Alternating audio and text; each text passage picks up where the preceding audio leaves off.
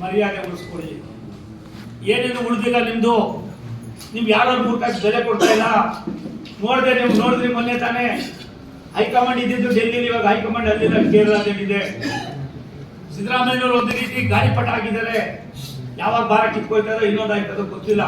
ಆದರೆ ನಾನು ತುಂಬ ತೀಕ್ಷ್ಣವಾಗಿ ಒಬ್ಬ ನಾಯಕನನ್ನು ಯಾವುದೋ ಒಂದು ನೆಪ ಇಟ್ಕೊಂಡು, ಅದು ವಾಲ್ಮೀಕಿ ಅಂತ ಪುಣ್ಯಾತ್ಮನ ನಮ್ಮೂರವರೇ, ಅವ್ರ ಹೆಸರುಗಳಕ್ಕೆ ನಮ್ಗೆ ಇನ್ನೂ ಯೋಗ್ಯತೆ ಇಲ್ಲ. ಅವ್ರ ಆಚಾರ ವಿಚಾರಗಳನ್ನ ನಾವು ಅರ್ಥನೇ ಮಾಡ್ಕೊಂಡಿಲ್ಲ.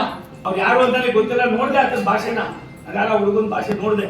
ನಾನು ಕರಿತೀನಿ ಆತನ, ನಿಮ್ಮ ಮುಂದೆನೂ ವಿನಂತಿ ಮಾಡ್ತೀನಿ, ಒಂದು 6 ತಿಂಗಳು ನಂತರ ಪಾಪ ರಾಜಕಾರಣ ಅಂದ್ರೆ ಏನು, ಸಾರ್ವಜನಿಕ ಜೀವನ ಏನು, ಬಡತನ ಏನು, ಇನ್ನೊಬ್ಬರ ಬಗ್ಗೆ ಗೌರವ ಏನು, ಇನ್ನೊಬ್ಬರನ್ನ ಯಾವ ರೀತಿ ಕುತಂತ್ರ ಮಾಡಿದ್ರೆ ಯಾರು ಏನೇನಾಗಿ ನೆನಪಿಸ್ಬಿಟ್ಟು ದಿವಾಳಿ ಆಗ್ಬಿಟ್ಟವ್ರೆ ಅಂಥವ್ರನ್ನೆಲ್ಲ ತೋರಿಸ್ತೀನಿ. ಅದಕ್ಕೆ ಇವತ್ತು ನಾನು ಮುಖ್ಯಮಂತ್ರಿಗಳಿಗೆ ಆಗ್ರಹ ಮಾಡ್ತೀನಿ. ಗೃಹ ಮಂತ್ರಿಗಳು ಸಂಭಾವಿತರು, ಅವ್ರದ್ದೇನು ನಡೀತಾ ಇಲ್ಲ, ಇವರೇ ಈ ಗಾಳಿಪಟ ಕೆಲಸ ಎಲ್ಲ ಆಗಿದೆ. ಆದರೆ ಒಂದು ಸತ್ಯ, ನಾನು ನಿಮ್ಮಲ್ಲಿ ತಮ್ಮ ಮೂಲಕ ಸರ್ಕಾರವನ್ನು ಆಗ್ರಹ ಮಾಡ್ತೀನಿ, ಇದನ್ನು ಎನ್ಕ್ವೈರಿ ಕಾನ್ಸಲ್ಟ್ ಮಾಡಿ.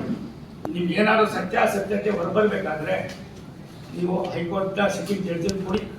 ಅದಾಗಲಿಲ್ಲ ಅಂದರೆ ಯಾರ ಕೈಲೋ ಐಕೆ ಯಾರಾದರೂ ಆಗ್ತಾರೆ PA. ಇದು ಅಷ್ಟು ಸುಲಭವಾಗಿ ನಿಲ್ಲೋದಿಲ್ಲ. ಈ ಕೆಲಸ ಅಷ್ಟು ಸುಲಭವಾಗಿ ನಿಲ್ಲೋದಿಲ್ಲ. ದ್ವೇಷದ ಭಾಷಣ ಅಂತ ಅಂದ್ಬಿಟ್ಟು ಅವ್ರು ಕಾಯ್ದೆ ತಂದ್ರಿ. ಬನ್ನಿ, ಯಾರಪ್ಪ ದ್ವೇಷದ ಭಾಷಣ ಮಾಡಿದ್ದು? ಯಾಕೆ ಅವ್ನು ಅರೆಸ್ಟ್ ಮಾಡಿಲ್ಲ ನೀವು?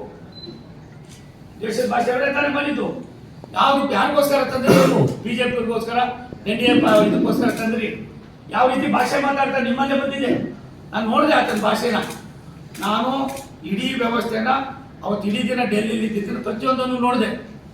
ರಾಮುಲೋಂಪ ಅಂತ ಒಬ್ಬ ಸೀನಿಯರ್ ಮಂತ್ರಿ ಮೇಲೆ ನೀವು ಹೆರ್ಗಕ್ಕೆ ಹೋಗ್ತಿರಲ್ಲ, ಅವ್ರು ಏನಾದ್ರು ತಲೆ ಕೆಡಿಸ್ಕೊಂಡ್ರೆ, ಏನಾದ್ರು ಒಂದು ಸ್ವಲ್ಪ ಸಂಯಮ ಕಳ್ಕೊಂಡಿದ್ರೆ ಪರಿಸ್ಥಿತಿ ಏನಾಗ್ತಾ ಇತ್ತು. ನಾನು ಅದಕ್ಕೆ ಇಬ್ಬರು ನಾಯಕರಿಗೆ ಅಭಿನಂದಿಸ್ತೀನಿ. ನಮ್ಮ ಪಕ್ಷ ಶಿಸ್ತಿನ ಪಕ್ಷ ಆಗಿರೋದ್ರಿಂದ ನಾನು ಇದನ್ನು ಸಿಟ್ಟಿಂಗ್ ಜಡ್ಜಿಂದ ಮಾಡಿ ಇದನ್ನು ಮಾಡಿಲ್ಲ ಅಂದರೆ ಏನಾಗ್ಬೋದು ಅನ್ನೋದಕ್ಕಿಂತ ಹೆಚ್ಚಾಗಿ ವಾಲ್ಮೀಕಿ ಈ ದೇಶದ ಒಬ್ಬ ಭಗವಂತ.